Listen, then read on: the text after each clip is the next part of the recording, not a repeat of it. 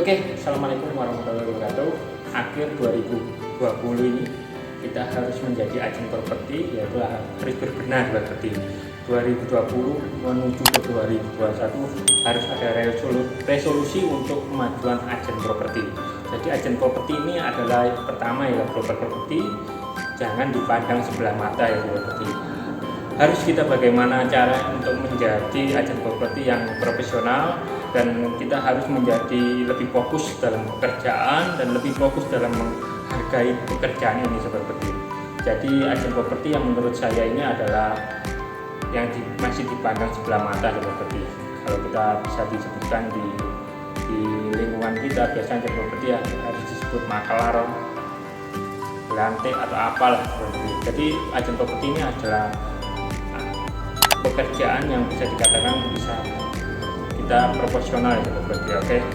Bagaimana cara harus bagaimana cara kita menghadapi di tahun 2020 ini, di akhir 2020 menuju ke 2021 kita harus ada resolusi untuk menjadi kemajuan agen properti di tahun 2020 akhir ini sampai 2021. Jadi yang harus kita mempunyai adalah kita akan memberikan gambaran 10 tips seperti tips menjadi agen properti yang profesional dan handal di tahun 2021. Oke. Dan demikian, terima kasih untuk sobat properti yang telah mendukung channel saya dan telah melihat video kami, dan jangan lupa untuk perkembangan video kami tekan subscribe-nya dan tombol like-nya, untuk tekan notifikasi Anda agar tidak ketinggalan update yang terbaru tentang properti yang saya bicarakan di video saya seperti. Oke, 10 langkah-langkah apa aja sih untuk agen properti yang harus dimiliki. Oke, simak video kali ini dan ikuti. Oke, saya akan memberikan gambaran 10 tips menjadi agen properti yang profesional dan handal di tahun 2020, bahkan nanti di tahun 2021 seperti. Ialah pertama adalah langkahnya, yang pertama adalah apa saja sih? Yang pertama adalah Anda mengetahui lokasi Anda yang pertama adalah Anda tahu harga ada barang yang harus.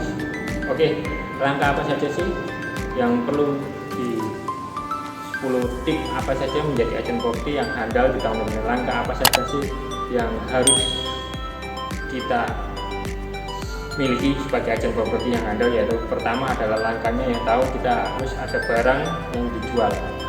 Kita harus tahu barang yang kita jual seperti itu yang paling syarat utamanya ya. Kalau kita sebagai agen properti kita tahu jasa kita harus menjualkan objek properti yang bisa kita sebut, kita tahu di menjualkan objek properti itu sebagai landasan kita adalah owner, dan kita mencarikan objek properti yang kita jual. Yang kita tahu kita harus mencarikan buyer seperti. Oke. Nah, keduanya itu sangat sinkronisasi seperti. Oke. Untuk pertama adalah kita sebagai agen properti kita tahu barang yang kita jual, kita tahu memasarkannya, kita tahu cara memasarkannya maupun kita tahu cara menjualnya seperti itu. Sebagai contoh, kita sebagai owner, kita sebagai agen properti, ketika owner meyakinkan kita sebagai agen properti, kita harus bisa menjualkan objek propertinya seperti itu. Dan kalau di sisi buyer, kita harus mencarikan objek properti yang sesuai dengan dia minta seperti itu. Yang kedua adalah sebagai agen properti adalah harus kita mengenal owner seperti ownernya. Kita harus mengenal owner yang lebih kita ketahui sekarang ini banyak owner yang tidak bertanggung jawab juga seperti. Kita harus mengenal profil owner tersebut. Adalah owner yang bertanggung jawab ataukah kita sebagai agen properti kita harus lebih mengetahui owner yang lebih bertanggung jawab dan tahu tanggung jawab tentang objek yang nanti dijualnya seperti. Oke.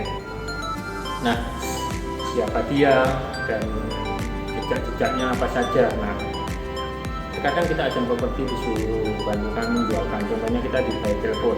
Tolong dibantu sebagai saya agen properti, biasanya saya di by telepon, Pak. tolong dibantukan untuk menjualkan rumah saya. Kita harus mengenal dulu ownernya itu dan tahu di mana seluk-beluknya owner tersebut. Apakah dia yang memiliki rumah tersebut atau dia hanya pelantara, kita harus tahu seperti itu. Ya, yang kedua itu adalah mengenal ownernya ya seperti itu. Dan ketiga adalah survei lokasi. Yang pasti kita sebagai agent properti harus mengetahui survei lokasi, seluk-beluk lokasi tersebut yang kita jual seperti itu. Menang objeknya, objek datanya ya kita harus tahu lah objek data seluk-beluk yang ada di lingkungan tersebut, lokasi tersebut. Dan kelebihannya kita dapat apa istilahnya, kita tahu, kita bisa menyertai data akuratnya seperti itu. Kita tahu data akuratnya tersebut dengan kita bisa survei lokasi, kita tahu seluk-beluk lokasinya, fasilitas yang ada di situ, fasilitas apa yang ada di situ. Di video sebelumnya saya sudah jelaskan begitu. Silakan aja klik di Berjika Properti di cara membeli rumah di perumahan seperti. Oke, untuk poin keempat adalah yang setelah kita melakukan poin 3 survei lokasi, kita harus foto lokasi seperti itu. Untuk foto lokasinya kita harus bisa cari view-nya, angle fotonya. Kita tidak bisa memoto lokasinya itu hanya di bagian depan rumahnya saja. Kita harus tahu, kita harus memoto sebaik mungkin, mulai dari halaman depan, jalannya, ruang tamu, halaman teras, ruang tempat tidur, ruang dapur. Kita harus detail untuk pengambilan fotonya. Itu sangat berpengaruh ya, seperti halaman depan, tamu juga itu sangat berpengaruh dalam pengambilan foto lokasi, juga sangat berpengaruh bagi owner yang mencari rumah, mencari objek kita seperti foto juga sangat berpengaruh. Dan untuk yang kelima ini, poin kelima ini sangat penting seperti dan sangat utama, karena kita harus cek data, objek datanya seperti mulai dari cek alamatnya, cek legalitasnya, cek luas tanahnya. Kita karena sebagai agen properti kita harus tahu data lokasi objek tersebut, tahu alamatnya. Terutama kita kalau sudah tahu objek yang kita jual, kita harus tahu alamatnya. Dan kedua adalah cek legalitasnya. Legalitas harus kita cek karena itu sangat penting seperti itu. Karena kebanyakan owner itu tidak memberikan detail tentang legalitasnya. Sebagai agen properti kita harus mengecek legalitasnya dengan menanyakan fotokopi sertifikat yang pertama. Yang pertama fotokopi sertifikat dan menanyakan tentang luas tanahnya. Luas tanahnya berapa? Cocok gak dengan sertifikat yang ada di tangan kita atau kita yang fotokopinya tersebut seperti. Jadi kebanyakan memang data yang ada luas tanahnya itu sama dengan sertifikat, dan terkadang juga ada yang berbeda seperti itu. Kita harus menyikapi itu sebagai agen properti. Nah, untuk yang kedua adalah cek luas tanahnya. Cek luas tanahnya itu kita harus sangat penting seperti itu, karena kita harus tahu rumah atau tanah yang kita jual. Kita harus mengecek luas tanahnya. Luas tanahnya berapa? Kita tanyakan ke ownernya. Luas tanahnya apakah cocok dengan sertifikat yang ada di dalam sertifikat tersebut seperti. Nah, karena sangat berpengaruh juga sebagai agen properti, sebagai buyer menanyakan bagaimana untuk legalitas dan luas tanahnya. Kita harus bisa menjelaskan ke buyer kita seperti itu. Oke. Untuk biasanya yang ditanyakan ke buyer itu lebar tanahnya, lebar mukanya berapa. Kalau itu tanah ya seperti lebar muka berapa, panjang belakangnya berapa seperti itu harus kita tahu detailnya, dan kita harus tanyakan ke ownernya. Tanyakan kalau kita bisa mendatangkan ownernya langsung lebih bagus sobat dia. Oke. Nah, untuk yang keempat itu foto lokasi, dan untuk yang kelima adalah itu tadi untuk data objek tersebut kita tanyakan alamat, legalitas, cek luas tanah, semua itu harus sangat penting. Itu poin terpenting ya. Dan yang keenam adalah kita tahu akad komisinya. Sebelum kita menjualkan rumah tersebut atau tanah tersebut atau kos-kosan tersebut, kita harus menanyakan ke owner komisi kita yang kita peroleh seperti atau fee yang kita peroleh. Sebagai agen properti kita harus menanyakan berapa komisi yang kita peroleh ketika kita sudah menjualkan rumah tersebut atau tanah tersebut maupun kos-kosan tersebut seperti itu. Nah, keuntungannya adalah kalau kita sudah tahu fee kita berapa, kita keuntungannya adalah satu ya, lebih bersemangat dalam bekerja, dan kita lebih profesional seperti dalam untuk memasarkan produk promosi rumah tersebut atau tanah tersebut seperti. Oke. Nah, untuk terkadang memang kendalanya kalau kita tidak menanyakan berapa komisi kita, kadang memang owner terkadang terlena ketika mendapatkan uang di muka atau sudah deal dan sudah mendapat uang, terkadang dia lupa tanggung jawabnya berarti. Tapi enggak hanya ya berbanding 50% 50%, tapi kita harus menyikapinya dengan kita harus di awal harus menanyakan komisi berapa yang harus kita dapatkan sebagai untuk menjualkan rumah tersebut. Biasanya kalau pada umumnya dari 2,5% seperti dari hasil penjualan tersebut, rumah tersebut maupun tanah tersebut. Nah, untuk yang ketujuh adalah kita akan membuat iklan, semacam iklan atau listing objek tersebut. Nah, dari iklan ini ketika sudah ketemu owner, kita sudah tahu cek alamat, sudah tahu luasnya, kita mengiklankan objek tersebut. Biasanya dengan cara kita biasanya yaitu tadi dengan foto atau share ke Facebook, atau kita sebagai agen properti yang handal kita bisa menggunakan semacam teknologi yang canggih seperti kita memakai YouTube atau memakai website dan media-media lain online yang sangat sekarang ini lagi tren ya di masyarakat Indonesia. Karena apa? Karena sekarang mulai muda sampai tua, bahkan orang tua sudah megang HP jauh lebih. Jadi media bisa di searching secara teknologi pun bisa di searching ya, seperti Google, YouTube maupun website maupun IG, WA dan juga semuanya terkonek seperti oke. Untuk yang ke-8 adalah kita harus menjalin hubungan dengan notaris. Nah, itu adalah poin penting juga seperti kita harus sebagai agen properti kita harus bisa menjalin hubungan baik dengan notaris, bahkan kita mengenal dengan notaris. Kalau kita tidak mengenal, otomatis juga kita akan sangat kesulitan. Pertama kita untuk menanyakan tentang biaya dana nanti berapa, untuk pajaknya berapa, kita harus mengetahui seperti. Nah, untuk pajak kita cek saja di link saya, YouTube saya ada untuk pajak penjual dan pembeli. Kita harus tahu juga.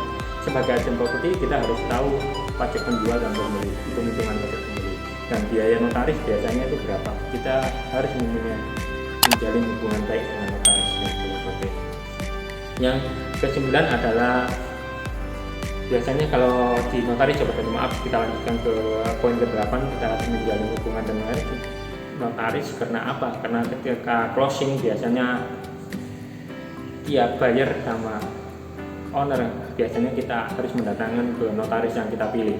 Tergantung nanti owner buyernya mau notaris yang kita pilih atau dia mencarikan sendiri. Kalau dia sudah menjalin dengan kita sudah percaya dengan kita ikutkan dengan notaris yang kita pilih. Kita harus tahu notaris mana yang terbaik buat kedua tersebut seperti. Nah, untuk yang ketiga adalah ke-9 adalah kita harus menjalin hubungan dengan perbankan ya seperti itu. Karena ini opsi yang paling terbanyak di saya seperti sebagai agen properti. Karena yang opsi ke-9 ini kita sebagai agen properti kita harus menjalin hubungan dengan perbankan. Kita harus mengenal AU-nya.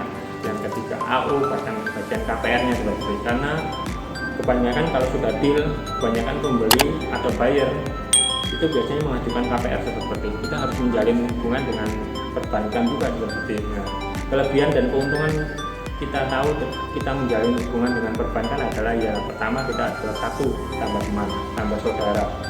Dan ketiga kita tahu informasi tentang bagaimana profil perbankan tersebut seperti itu. Nah, biasanya KPR itu bunga-bunganya kita tahu seperti mulai dari bunga berapa, biaya tenornya sampai berapa kita tahu seperti, dan DP-nya berapa kita akan tahu seperti. Dan jangan dipacari ya untuk orang perbankan karena repot juga ya. Oke seperti.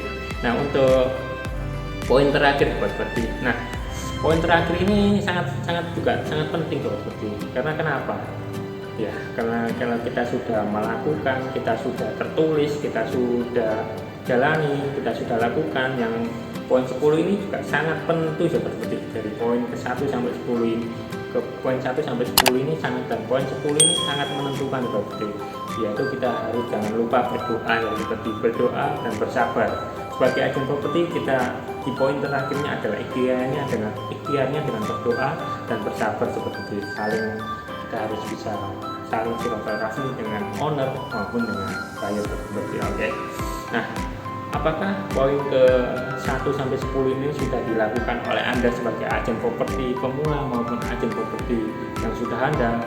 Kalau belum, segera dilakukan, karena itu poin yang sangat penting bagi sobat-sobat properti yang ingin menambahkan